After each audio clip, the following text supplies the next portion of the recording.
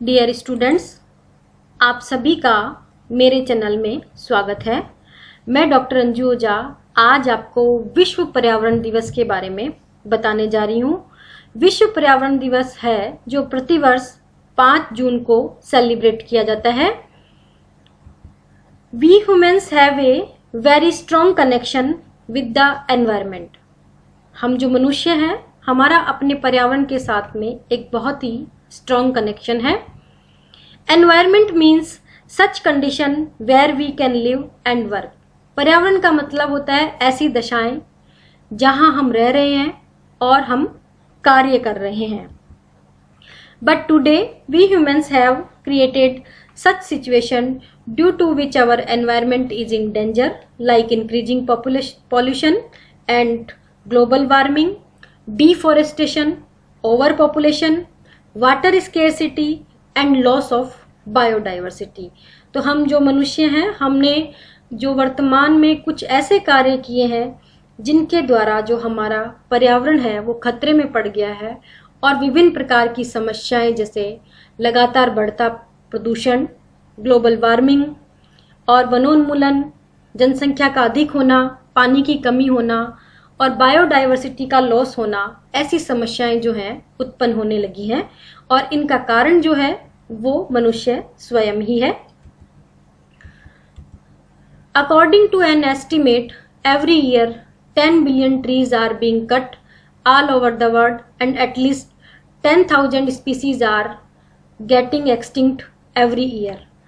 तो यदि एक एस्टिमेट के अकॉर्डिंग देखें तो प्रतिवर्ष जो है 10 बिलियन पेड़ जो है पूरे वर्ल्ड में या पूरे विश्व में काटे जा रहे हैं और लगभग 10,000 स्पीसीज जो हैं वो विलुप्त हो चुकी हैं। If we talk about the current situation, 1 million species are on the verge of extinction. अगर वर्तमान स्थिति की बात करें तो 1 मिलियन जो स्पीसीज हैं वो लगभग विलुप्ति के कगार पर है या ऐसे कह सकते हैं खतरे में है। Also we are left with a crisis where over 844 million people are living without pure drinking water। और बहुत से मनुष्य हैं जिनको पीने के लिए शुद्ध पानी भी नहीं उपलब्ध हो रहा है। ऐसी समस्याएं हमारे सामने उत्पन्न हो रही हैं। So every year World Environment Day is celebrated on 5th June to create awareness and action for the protection of the environment। तो इसलिए प्रतिवर्ष जो है विश्व पर्यावरण दिवस 5 जून को मनाया जाता है। किस लिए मनाया जाता है कि जो इसको प्रोटेक्ट करने के लिए, अवेयरनेस उत्पन्न करने के लिए, इसको या अवेयरनेस को बढ़ाने के लिए ये जो है सेलिब्रेट किया जाता है। Every year World Environment Day is celebrated according to a theme. So this year the theme of the World Environment Day is ecosystem restoration। प्रतिवर्ष जो है विश्व पर्यावरण दिवस जो है एक थीम के अकॉर्डिंग मनाया जाता है और इस वर्ष की जो थीम है वो है इकोसिस्टम रिस्टोरेशन। रिस्टोरेशन का मतलब है उसको रिस्टोर करना। Ecosystem restoration means assisting in the recovery of the ecosystem that has been degraded or destroyed, as well as conserving the ecosystem that are still intact। तो restore करने का मतलब होता है कि जो डिग्रेडेड हो गया है या जो डिस्ट्रॉयड हो गया है उसको हम पुनः रिस्टोर करें। Ecosystem restoration can take many forms like growing tree, greening cities, rebuilding gardens, changing diet और cleaning up river and coast. तो जो इकोसिस्टम रिस्टोरेशन है वो कई तरीके से किया जा सकता है कि हम या तो पौधों को उगाएं या सिटीज़ को ग्रीन करें, जो गार्डन है उनको रीबिल्ड करें, डाइट में चेंज करें, या जो हमारी नदियां और कोस्टल एरिया जो है उनको हम क्लीन करें। इनके द्वारा भी या ऐसी क्रियाओं के द्वारा भी हम इकोसिस्टम को रिस्टोर कर सकते हैं। Nature is created by God and to take care of it God created humans that is us. जो प्रकृति है उसने प्रकृति को भगवान ने बनाया है और उसकी देख रेख के लिए भगवान ने हमारे को बनाया है। So it is necessary to protect the environment in order to continue life on the earth. तो यदि पृथ्वी पर हम चाहते हैं कि जीवन जो है वो लगातार बना रहे तो उसके लिए आवश्यक है कि हम इसको प्रोटेक्ट करें। So now the time has that we should take step to protect our environment, like growing more and more trees around us and try to recycle our household item. So अब हमारे लिए ये step उठाने की जरूरत है कि हम इसको प्रोटेक्ट करें। उसके लिए आवश्यक है कि हम अपने सराउंडिंग एरिया में अधिक से अधिक पेड़ उगाएं और जो हमारा हाउस होल्ड है आइटम है उसको हम रिसाइकिल करें। Inform the new generation about the importance of nature, environment, plant and animal and focus on reducing pollution and global warming and limited use of the water. और साथ ही साथ हमारा ये भी कर्तव्य है कि हमारी जो न्यू जनरेशन है उसको हम प्रकृति के महत्व के बारे में, पर्यावरण के बारे में, प्लांट्स और एनिमल्स के बारे में बताएं और साथ ही साथ पॉल्यूशन को कैसे रिड्यूस किया जाए और ग्लोबल वार्मिंग को कैसे रिड्यूस किया जाए और पानी का जो लिमिटेड यूज है वो किस तरह से किया जाए इसके बारे में भी बताएं और इस पर हम फोकस करें। Celebrating the world environment day will be possible when we take care of the environment. जो हम आज विश्व पर्यावरण दिवस मनाने जा रहे हैं उसका महत्व जब ही है जब हम इसको समझें और समझ करके हम इसके लिए कोई स्टेप उठाएं और अपने एनवायरनमेंट का ध्यान रखें या हम उसको प्रोटेक्ट करें। Everyone need to understand that our life is possible only when the environment is clean and protected. ये सभी जानते हैं कि जो हमारा जीवन है वो तभी संभव है जब हमारे आसपास का जो एनवायरनमेंट है वो शुद्ध हो और वो संरक्षित रहे, तभी हमारा जो जीवन है वो सतत धरती पर बना रह सकता है। So someone beautifully said that be a part of the solution, not part of the pollution. किसी ने बहुत ही खूबसूरत शब्दों में कहा है कि हमें किसी समस्या का समाधान बनना चाहिए, यानी समाधान का हिस्सा हमें बनना चाहिए, ना कि हमें प्रदूषण का हिस्सा बनना चाहिए। अर्थात इसका मतलब है ऐसा है कि हम जो भी कार्य कर रहे हैं उस कार्य के द्वारा वो कार्य ऐसा होना चाहिए कि जो भी समस्या हमारे सामने वर्तमान में मौजूद है उस समस्या का समाधान हो। समाधान कुछ इस तरह का हो कि उसके द्वारा जो पॉल्यूशन है वो ना हो। So be a part of the solution, not part of the pollution. अब हम यहाँ बात कर रहे हैं स्टेज ऑफ एनवायरमेंटल या एनवायरमेंट डिग्रेडेशन के बारे में, जिनको हम फोटो के माध्यम से समझेंगे। तो यहाँ हम देख रहे हैं इस पहली फोटोग्राफ में या पहली स्टेज में ये दिखाया गया है कि प्रारंभ में जो थी हमारी पृथ्वी कुछ इस तरह की थी, या बहुत मात्रा में पेड़ पौधे थे और जो ऐसे कह सकते हैं प्रदूषण का जो लेवल था वो नहीं था या प्रदूषण बिल्कुल भी नहीं था। धीरे धीरे मानवीय क्रियाओं द्वारा हम यहाँ इस दूसरी स्लाइड पे या दूसरी फोटो में देखने का प्रयास कर रहे हैं कि ये जो पेड़ पौधे हैं वो कम होते जा रहे हैं। इसका मतलब मानवीय क्रियाएं यहाँ पर शुरू हो गई थी, वनोन्मूलन प्रारंभ हो गया और जो है प्रदूषण का स्तर जो है वो बढ़ने लगा। तीसरी स्टेज में हम देख रहे हैं, यहाँ हम देख रहे हैं कि पौधे जो है वो बिल्कुल गायब से हो रहे हैं या प्लांट्स जो है वो खत्म हो रहे हैं और ये जो पक्षी हैं वो उड़ रहे हैं। इसका मतलब ये है कि पक्षी यहाँ से जा रहे हैं। जाने का मतलब हो रहा है कि ये विलुप्त हो रहे हैं। यहाँ पौधे भी विलुप्त हो रहे हैं या बहुत सारी स्पीसीज जो है यहाँ बायोडाइवर्सिटी का लॉस हो रहा है। ये इसको दिखाने का प्रयास किया गया है। नेक्स्ट स्लाइड में या नेक्स्ट फोटो में हम ये देख रहे हैं कि यहाँ पर ना पेड़ पौधे हैं ना पक्षी हैं, यानी एक ऐसी स्थिति भी हमारे सामने आ जाएगी कि जब जीवन यहाँ पर नहीं होगा यदि हम इसको प्रोटेक्ट ना करें तो।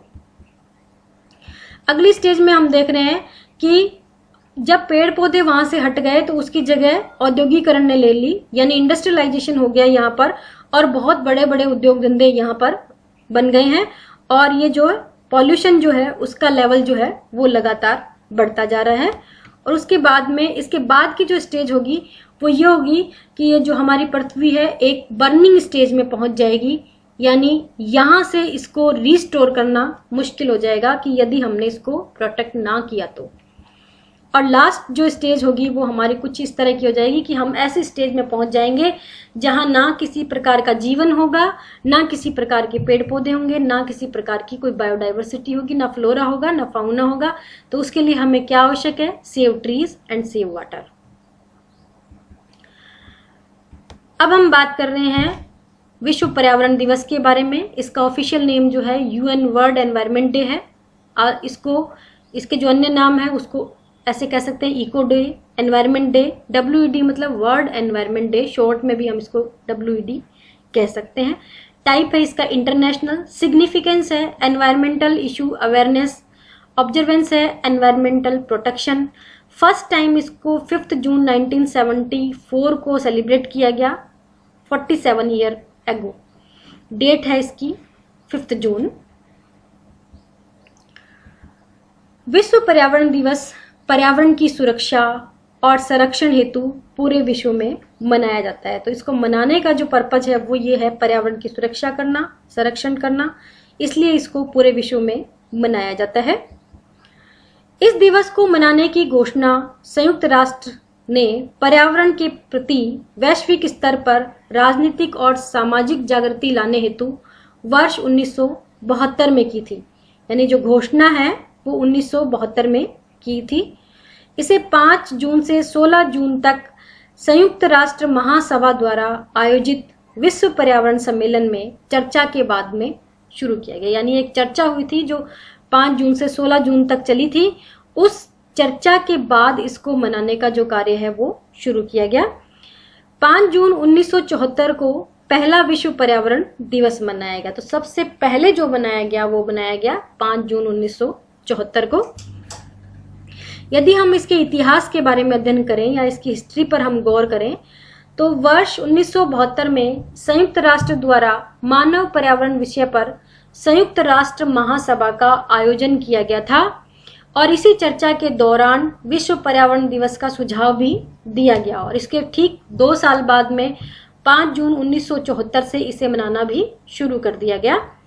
1987 में इसको केंद्र बदलते रहने का सुझाव आया, यानी एक ही सिटी में इसको सेलिब्रेट ना किया जाए, जो इसकी होस्ट सिटी या होस्ट कंट्री हो वो अलग अलग हो और उसके बाद से ही इसके आयोजन के लिए अलग अलग देशों को भी चुना जाने लगा। इसमें हर साल 143 से अधिक देश हिस्सा लेते हैं और इसमें कई सरकारी, सामाजिक और व्यावसायिक लोग पर्यावरण की सुरक्षा, समस्या आदि विषय पर बात करते हैं। यानी यहाँ जो मेन मुद्दा होता है वो पर्यावरण की सुरक्षा, समस्या और उसको हल करने पर बात होती है। यदि इम्पोर्टेंस के बारे में या महत्व के बारे में देखें तो पर्यावरण को सुधारने हेतु यह दिवस जो है वो बहुत ही महत्वपूर्ण होता है, जिसमें क्या होता है, पूरा विश्व रास्ते में खड़ी चुनौतियों को हल करने का रास्ता निकालता है। यानी इसमें पूरा विश्व लग जाता है और जो भी समस्याएं आती है उनको हल करने का प्रयास करता है। लोगों में पर्यावरण जागरूकता को जगाने के लिए संयुक्त राष्ट्र द्वारा संचालित विश्व पर्यावरण दिवस दुनिया का सबसे बड़ा वार्षिक आयोजन है। यानी विश्व पर्यावरण दिवस जो है अवेयरनेस को जगाने के लिए दुनिया का सबसे बड़ा जो है एक वार्षिक आयोजन है। इसका मुख्य उद्देश्य जो होता है वो हमारी प्रकृति की रक्षा के लिए जागरूकता को बढ़ाना और दिन प्रतिदिन जितने भी पर्यावरणीय मुद्दे बढ़ रहे हैं उन सब के बारे में, उन समस्याओं के बारे में हल करना या उन समस्याओं या मुद्दों पर चर्चा करना। यदि हम थीम और होस्ट सिटीज की बात करें तो ये प्रतिवर्ष इसकी जो थीम होती है वो अलग अलग होती है। जैसे 1974 में इसकी थीम थी only one earth during expo 74 spoken, United state में इसको मनाया गया। और 2011 की जो थीम थी वो थी forest nature at your services, Delhi, India में। और 2018 में best plastic pollution, new Delhi, India. Host city जो था वो न्यू दिल्ली था। 2019 में बीट एयर पॉल्यूशन, चाइना। 2020 में टाइम फॉर नेचर, कोलंबिया। और 2021 में इकोसिस्टम रिस्टोरेशन, ये जो इसकी होस्ट सिटी है वो है पाकिस्तान। बांग्लादेश जो है वो अब तक 10 बार होस्ट कंट्री रह चुका है और बांग्लादेश का जो सिलहट है 6 बार होस्ट सिटी रह चुका है। 1977 से 1984 तक बांग्लादेश जो लगातार है वो होस्ट कंट्री के रूप में रहा है। यहाँ हम देख रहे हैं कि बांग्लादेश जो है वो किस किस वर्ष में जो है वो होस्ट कंट्री या होस्ट सिटी के रूप में रहा है और क्या क्या उसकी थीम थी।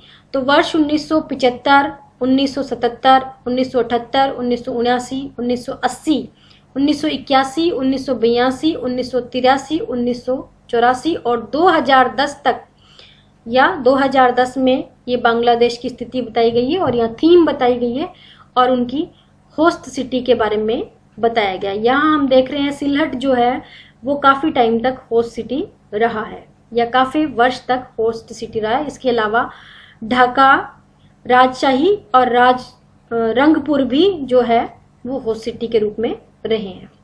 1984 में जो इसकी थीम थी वो थी डेजर्टिफिकेशन और 2010 में जो थीम थी many species one planet one future. अब हम बात कर रहे हैं वर्ल्ड एनवायरनमेंट डे एंथम के बारे में। विश्व पर्यावरण दिवस के अवसर पर गाने के लिए पृथ्वी गान की जो रचना की गई है, इसकी रचना भारतीय राजनयिक कवि अभय के द्वारा की गई है। यानी ये जो एंथम है उसकी रचना अभय के द्वारा की गई है। इसे संयुक्त राष्ट्र की सभी आधिकारिक भाषाओं अरबी, चीनी, अंग्रेजी, फ्रेंच, रूसी और स्पेनिश वाली 8 भाषाओं में रिकॉर्ड किया गया। यानी ये 8 भाषाओं में रिकॉर्डेड है और ये हिंदी और नेपाली में भी दर्ज है। इसे विश्व पर्यावरण दिवस 2013 के अवसर पर लॉन्च किया गया था। तो वो जो वर्ल्ड एनवायरनमेंट डे एंथम है, एंथम को 2013 के में लॉन्च किया गया। यह global organization habitat for humanity द्वारा समर्थित है। अब हम देख रहे हैं जो हमारा वर्ल्ड एनवायरनमेंट डे का जो एंथम है वो क्या है। Our cosmic oasis, cosmic blue pearl, the most beautiful planet in the universe, all the continent and all the oceans, united we stand as a flora and fauna, united we stand as a species of on one earth, different cultures, beliefs and way, we are humans, the earth is our home, all the peoples and the nations of the world, all for one and one for all, united we unfurl the blue marble flag. तो ये हमारा है जो है anthem है जो विश्व पर्यावरण दिवस पर गाया जाता है। अब हम बात कर रहे हैं इसके लिए व्हाट डू पीपुल डू, यानी जो इसके लिए मनुष्य है वो क्या करते हैं। विश्व पर्यावरण दिवस जो है केन्या, न्यूजीलैंड, पोलैंड, स्पेन और संयुक्त राज्य अमेरिका जैसे देशों में कई तरह से मनाया जाता है। इनमें वो क्या करते हैं, इन गतिविधियों में जैसे सड़क पर रैली निकालेंगे, परेड करेंगे, साथ में ही संगीत का कार्यक्रम करेंगे, वृक्षारोपण करेंगे और सफाई अभियान भी इसमें शामिल किए जाते हैं। इसके अलावा कई देशों में इस वार्षिक आयोजन का उपयोग जो है पर्यावरण में सुधार की दिशा में राजनीतिक ध्यान और कार्रवाई को बढ़ाने के लिए भी किया जाता है। अब हम यहाँ देख रहे हैं most powerful moment for the environmental conservation, जिसमें है चिपको मोमेंट, उसके अलावा द साइलेंट वैली प्रोजेक्ट, जंगल बचाओ आंदोलन, नर्मदा बचाओ आंदोलन, बिश्नोई मोमेंट, एपिको मोमेंट और टेहरी डैम कॉन्फ्लिक्ट। ये जो हैं वो बहुत ही महत्वपूर्ण मोमेंट रहे हैं पर्यावरण संरक्षण की दिशा में। अब हम बात कर रहे हैं बिश्नोई मोमेंट के बारे में कि बिश्नोई एक धार्मिक संप्रदाय है जो पश्चिमी थार रेगिस्तान और भारत के उत्तरी राज्यों में पाया जाता है। इसकी जो स्थापना थी वो गुरु महाराज जम्बोजी ने 1485 ईस्वी में पश्चिमी राजस्थान, भारत के मारवाड़ रेगिस्तान क्षेत्र में की थी और यह प्रकृति उपासकों का अहिंसक समुदाय है। इसके अलावा वनों की कटाई के खिलाफ 1700 ईस्वी के आसपास ऋषि सोमबाजी द्वारा यह आंदोलन शुरू किया गया और बाद में इस आंदोलन को जो है अमृता देवी ने आगे बढ़ाया था। और विरोध में, इस आंदोलन के विरोध में जो बिश्नोई समाज के 363 लोग मारे गए थे और इसके बाद में जब इस क्षेत्र के राजा को विरोध और हत्या के बारे में पता चला तो वो गांव पहुंचे और उन्होंने गांव वालों से माफी मांगी और इस क्षेत्र को उन्होंने संरक्षित क्षेत्र घोषित कर दिया। और ये जो कानून है वो वर्तमान में भी मौजूद है, या ऐसे कह सकते हैं अभी भी ये मान्य है। यहाँ आप इस स्लाइड पे देख पा रहे हैं अमृता देवी बिश्नोई अवार्ड को दिखाया गया है फोटो के माध्यम से। दूसरा आंदोलन है चिपको मूवमेंट। यह 1973 में उत्तराखंड के चमोली जिले में शुरू किया गया और यह आंदोलन जो था हिमालयी क्षेत्र में पेड़ों की अवैध कटाई को रोकने के लिए किया गया था। सुंदरलाल बहुगुणा जो कि वर्तमान में जिनकी मृत्यु हो गई है, ये इस आंदोलन के अग्रदूत के रूप में रहे हैं। और इसके अलावा चंडी प्रसाद भट्ट भी इस आंदोलन के नेता थे। और इस आंदोलन की सबसे उल्लेखनीय बात थी कि इस आंदोलन में जो महिलाओं की भागीदारी थी वो सबसे अधिक थी, यानी महिलाएं या संख्या के रूप में भी हम देखें तो इस आंदोलन में जो भागीदारी थी वो महिलाओं की अधिक थी।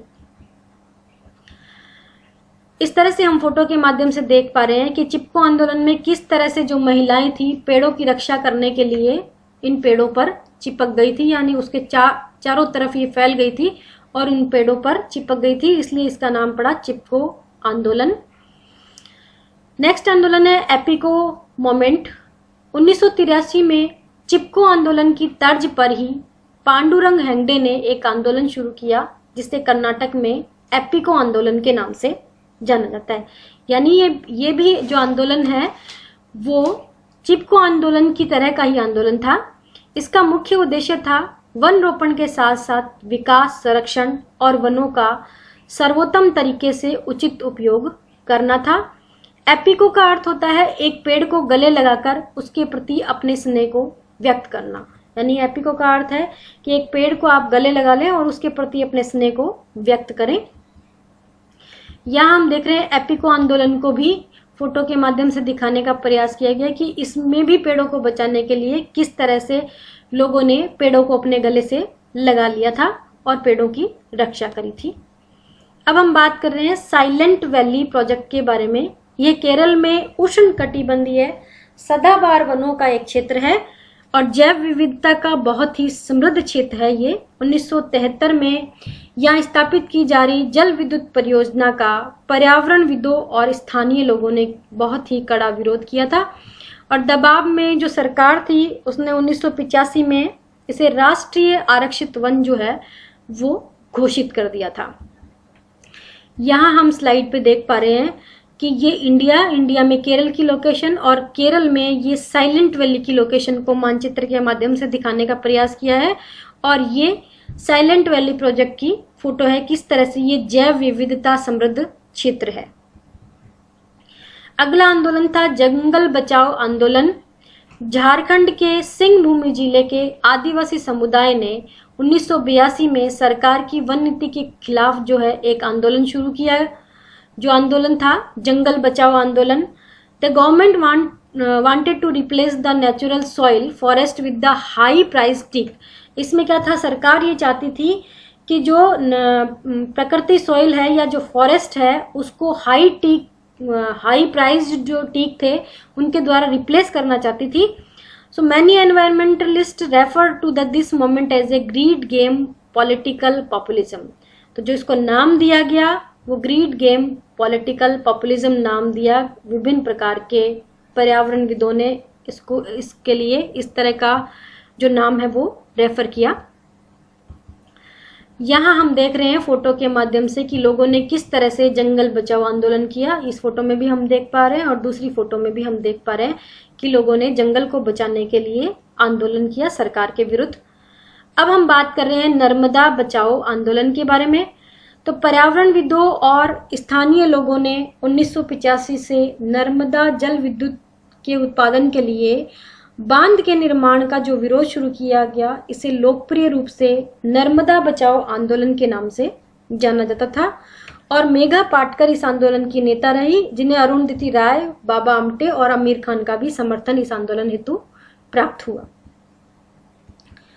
यहाँ हम देख रहे हैं नर्मदा बचाओ आंदोलन की कुछ फोटोग्राफ्स दिखाई गई हैं कि लोगों ने नर्मदा को बचाने के लिए किस तरह से आंदोलन किया। इस फोटो के माध्यम से हमें यहाँ समझ में आ रहा है। अगला जो है वो है टेहरी डैम कॉन्फ्लिक्ट, यानी टेहरी डैम विवाद जो है वो किस तरह का है। टेहरी बांध उत्तराखंड के गढ़वाल क्षेत्र में भागीरथी और भिलंगना नदी पर बनने वाला एशिया का सबसे बड़ा और विश्व का 5वां सर्वाधिक ऊंचा बांध है। इस परियोजना का सुंदरलाल बहुगुणा तथा अनेक पर्यावरणविदों ने कई आधारों पर विरोध भी किया था, यानी इसका विरोध भी बहुत हुआ। Indian national trust for art and culture heritage द्वारा टिहरी बांध के मूल्यांकन की रिपोर्ट के अनुसार यह बांध टिहरी कस्बे और उसके आसपास के 23 गांवों को पूर्ण रूप से तथा 72 अन्य गांवों को आंशिक रूप से जलमग्न कर देगा, जिससे 85,600 लोग विस्थापित हो जाएंगे। यानी ऐसा इसमें है कि इतने लोग जो है यहाँ से विस्थापित हो जाएंगे। इस परियोजना से 5,200 हेक्टेयर भूमि, जिसमें से 1,600 हेक्टेयर कृषि भूमि जो होगी वो भी जलाशय की भेंट चढ़ जाएगी। और अनेक विशेषज्ञों का मानना है कि इस क्षेत्र में इस बांध के द्वारा जो है एक भयंकर भूकंप आ सकता है और रिक्टर पैमाने पर उसकी जो तीव्रता है वो 8 हो सकती है। और यदि ये भूकंप आया तो टिहरी बांध टूटने का खतरा उत्पन्न हो सकता है। और अगर ऐसा हुआ कि भूकंप आया और ये बांध टूट गया तो उत्तरांचल सहित अनेक मैदानी इलाके जो है वो डूब जाएंगे। और टिहरी बांध विरोधी आंदोलन ने इस परियोजना से क्षेत्र के पर्यावरण, ग्रामीण जीवन शैली, वन्यजीव, कृषि, लोक संस्कृति को होने वाली क्षति की ओर लोगों का ध्यान भी आकर्षित किया। यानी इसके द्वारा जो है बहुत प्रकार की क्षति हो सकती है, उसकी तरफ इन लोगों ने इसका ध्यान आकर्षित किया। यहाँ हम देख पा रहे हैं टिहरी डैम की फोटो और दूसरी तरफ हम देख पा रहे हैं कि क्या होगा अगर टिहरी बांध टूट जाए, और ये भारत का सबसे ऊंचा बांध है। अब हम बात कर रहे हैं कि हम चाहें, हम अकेले हैं और हम कुछ नहीं कर सकते, तो इस बारे में हम बात कर सकते हैं कि एक एग्जाम्पल है जो है जादव मोलाइंग पायेंग का, जो जिनका जन्म 1963 में हुआ और ये मांजुली के एक पर्यावरण कार्यकर्ता और वानिकी कार्यकर्ता है, जिन्हें भारत के वन पुरुष के नाम से भी जाना जाता है। कई दशकों के दौरान उन्होंने ब्रह्मपुत्र नदी के एक सैंड बार पर पेड़ लगाए और वन को जो है वो पूरा वन अभ्यारण्य में बदल दिया। और लगभग 1360 एकड़ भूमि पर इन्होंने वनारोपण किया। और हेक्टेयर क्षेत्र की यदि बात करें तो 550 हेक्टेयर क्षेत्र पर इन्होंने अकेले ने वनारोपण का कार्य किया है। यानी हम ये नहीं कह सकते कि एक मनुष्य कुछ नहीं कर सकता। तो ये भी एक एग्जाम्पल है जादव मोलाई पायेंग का कि इन्होंने अकेले मनुष्य ने इतने भूमि पर वनारोपण किया। और इनकी फोटो देखने से हमें समझ में आता है कि ये बहुत ही साधारण प्रकार के मनुष्य है। और 2015 में इन्हें पद्मश्री से भी इस कार्य के लिए सम्मानित किया गया था। नीचे हम स्लाइड पे देख पा रहे हैं कुछ इनकी फोटो कि कितना साधारण मनुष्य है जिन्होंने इस स्तर पर, बड़े स्तर पर इतना कार्य कर डाला। इसके अलावा एक एग्जाम्पल और हम देख पा रहे हैं पिपलांत्री विलेज, जो कि राजस्थान के राजसमंद जिले का गांव है। Piplantri village in Rajasthan is making news for initiative that encourage empowerment of women and environmental conservation along with increasing employment opportunity, all this thanks to one man who dreamed big for his village। तो जो Piplantri village है इसमें इस तरह के कार्य किए गए कि वुमेन एम्पावरमेंट को भी बढ़ावा दिया गया और साथ साथ में उनको जो है एनवायरमेंट कंजर्वेशन भी हुआ और साथ साथ में उनको जो है एम्प्लॉयमेंट की अपॉर्चुनिटीज भी मिली। इसके बारे में एक इंसान ने सोचा, उस इंसान का नाम था श्याम सुंदर पालीवाल। तो श्याम सुंदर Paliwal who envisaged a bright future for the girl. He believed that if the parents of newborn girl planted tree and nurtured them for 18 years, they could arrange enough money for the girl wedding when she come of the age। तो उन्होंने लोगों को ये समझाया कि यदि जैसे ही लड़की का जन्म होता है और उसके जन्म के साथ ही यदि ट्री को प्लांटेड किया जाए यानी पौधारोपण किया जाए और उसको नरिश किया जाए 18 साल तक, तो उसके द्वारा जो पौधे के द्वारा जो राशि प्राप्त होगी या उसके द्वारा जो भी कार्य किया जाएगा उससे जो धन प्राप्त होगा, जब वो लड़की 18 साल की हो जाएगी तो वो जो धन है वो उसकी शादी में काम आएगा। To celebrate the birth of a girl child, 111 trees are यानी 111 trees are planted by her parents, grandparents and relative। तो उन्होंने ये एक नियम बनाया है कि जैसे ही लड़की का जन्म होता है तो उसके परिवार वालों द्वारा, रिश्तेदारों द्वारा 111 जो पेड़ हैं वो उसके जन्म के उपलक्ष्य पर लगाए जाए और बाद में उनको नरिश भी किया जाए, उनका प्रोटेक्शन भी किया जाए। यहाँ हम देख रहे हैं फोटो पर कि लड़की का जन्म हुआ और इस तरह से यहाँ जन्म के बाद में ये पौधारोपण किया जाता है। पौधारोपण के बाद में जब ये लड़कियां बड़ी हो जाती हैं तो इन पौधों पर ये राखी बांधने का कार्य करती है और इनको प्रोटेक्ट भी करती है, और परिवार के लोगों के द्वारा भी इन पौधों को या पेड़ों को प्रोटेक्शन दिया जाता है। यहाँ हम इस स्लाइड पे देख रहे हैं कि हमारे महाविद्यालय में भी प्लांटेशन का जो कार्य है वो समय समय पर किया जाता है। तो ये गवर्नमेंट लोहिया कॉलेज के रोवर रेंजर्स के द्वारा जो है प्लांटेशन वर्क किया गया है। समय समय पर यहाँ भी एक बहुत ही लोकल लेवल का प्रयास इसे कह सकते हैं कि बच्चों के द्वारा प्रयास किया गया है। इस फोटो में हम देख पा रहे हैं कि रोवर रेंजर ग्रुप जो है उनके द्वारा प्लांटेशन का कार्य किया गया है। इसके अलावा इस स्लाइड पे देख रहे हैं एक इको क्लब का गठन किया गया। इस इको क्लब के तहत जो है राजकीय लोहिया महाविद्यालय में पौधारोपण का कार्य किया गया रोवर रेंजर और इको क्लब के द्वारा। तो यहाँ हम देख रहे हैं कि इको क्लब के द्वारा भी प्लांटेशन का कार्य किया गया है फोटो के माध्यम से।